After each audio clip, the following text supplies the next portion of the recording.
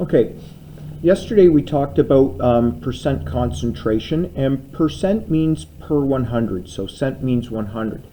Sometimes when we're talking about hormones in the body or when we're talking about swimming pool chemistry, the way we express concentration is parts per million. So I've left you with a YouTube video showing you what a part per million looks like, and it's really small, so sometimes it's hard for people to picture. This is the same formula as yesterday, solute over solvent. The solute can be measured in grams or milliliters, as can the solvent. Remember, if it's mass per mass or volume per volume, this has to be the total of the two. If it's mass per volume, it's just the volume of the solvent. Now, your X is your parts per million. Okay, so you can calculate anything in here. So it says, how many grams per liter of chlorine should you have in your swimming pool if the parts per million should be 3? So the parts per million is 3, so let's put 3 there. We have 1 liter, so that's what we're dissolving the chlorine in. So that's 1,000 milliliters. So if you're given something in liters, times it by 1,000.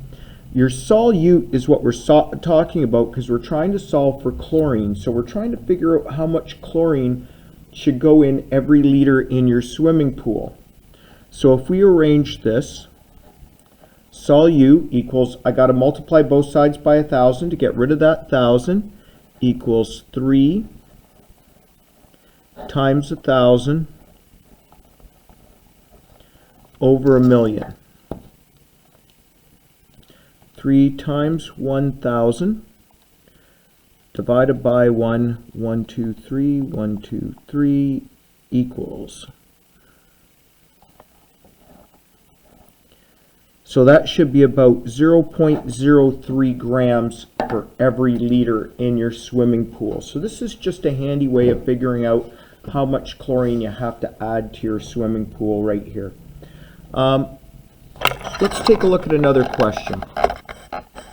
Oh, and we know it's grams. Well, I guess we don't know it's grams. It could be milliliters. It could be liquid chlorine we're adding in, but I assumed it was solid chlorine. These questions here are trickier than the ones on the worksheet, so there's more to do. The ones on the worksheet are pretty straightforward. You're going to get some crazy numbers on the worksheet because remember, when we use parts per million, we're usually talking about things that are in small concentrations like chlorine in a swimming pool. So a typical pool is 60,000 liters.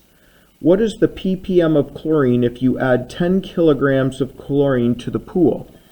There's our formula. We're solving for parts per million because it's asking what is our parts per million. Our solute, it says 10 kilograms, but remember, we need things in grams. Hey, open book course, go on to the internet if you have to do a conversion and look up converting kilograms to grams if you don't know how. But we're going to multiply that by 1,000.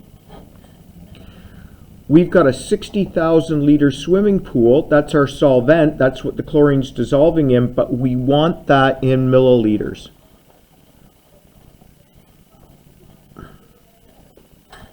So the only tough part here is our numbers get a little crazy. So I'm going to take 1 million times that by 10,000 and divide that by 60 million. Our parts per million of chlorine would be 166.7. Now, remember in the first question, we said your parts per million were supposed to be 3 parts per million. So if you jumped in this swimming pool, it would do a lot of damage to you, okay? Because the chlorine is just way too high. Just a simple formula that's often used by people in the swim industry to figure out how much chlorine you should be putting in your pool. You've got 5 questions to do today or this morning, and have a good day.